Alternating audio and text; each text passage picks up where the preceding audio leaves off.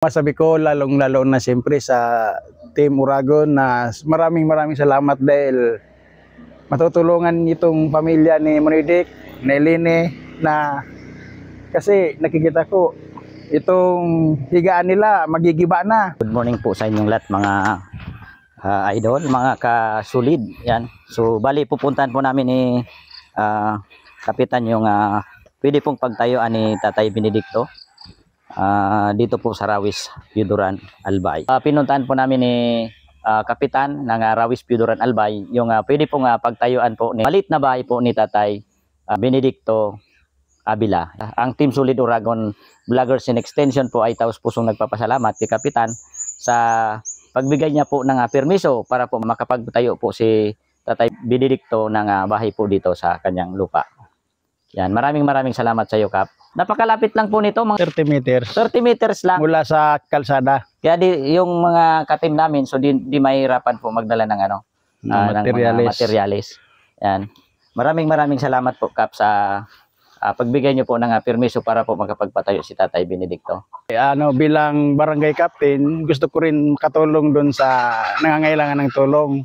Lalong-lalo na may sumusuporta na paggawa ng bahay si Monidik ng bahay. Kasi yung bahay niya, pag tag-ulan, tumutulo na, butas-butas na yung bubong. Kaya gustong-gusto ko na rin na mabigyan ng bagong bahay yung pamilya. Kaya salamat sa Team Uragon sa pagsuporta nila sa nangangailangan ng tulong, lalong-lalo na sa mga kapuspalad na walang pagkakukuhanan ng pagpagawa ng bahay. Pabalik na kami sa kalsada. Malapit lang talaga naman itong tatayuan ng bahay ni Monidik.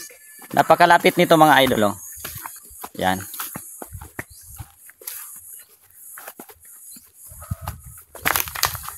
So isang bahay lang dito, sa likod lang naman, kalsada na.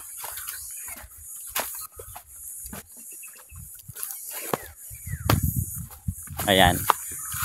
So ito na po mga idol, makikita nyo na po yung kalsada. Yung mga materialis na dadalhin, di mahihirapan kasi malapit lang po.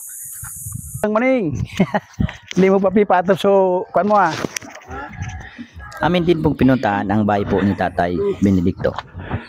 Ayan po mga idol. So, good morning mo Eline.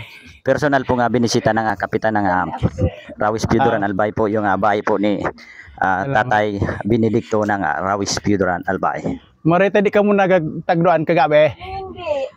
Bak din sa lutbat. Nagba. Amo. Ayan. Grabe na talaga pala na diyo. Pati ading mga kana mo pala rugok na. So ito yung beneficiary ng Team Solid Uragon na patatayuan po ng bahay. So balisin naman po tayo ng Kapitan ng Rawis Piuduran Albay para po personal na makita yung bahay po ni Tatay Benedicto. Dati na rin po siyang tinulungan ni Kap, kaya lang po ang mga light material. So sa katagalan sisira po yung bahay.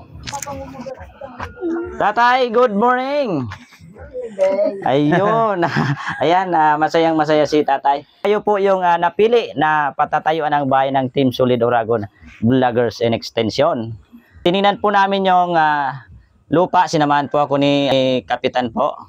Doon po kayo tatayo sa lupa po nila.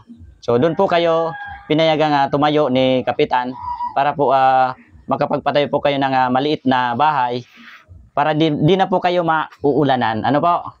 Bandiya sa kwarto. Bumaba ako sa kwarto. Bayan. Pag tumutulo na talagang masyadong Umpan. Ayan, talagang butas-butas na tingnan naman talaga natin yung mga bubong. idol. Talagang Yan siya nagparasurusunip sa amin na Eline. Maring hindi ka nakaguba dyan. Biniralin yan. Naggamit kang agdaan. Hindi ko nagapanik. Sandang gumparit na nga ni. Kung sa kwarto ko di. Panarubot na di. Ayan. Grabe na. Adyan po kayo nanay natutulog. Kamang dalawa. Ayun po. Line pala ng kwarto ni Monidik. Pag Lenen ko. Abo masaman. Maribok daw kami. O diyan kwarto Tay. naman. Grabe na. Ayan o. Adi, pwede ba magkukupang dingding nga de? Yeah, di pwede Yan. pa pinto.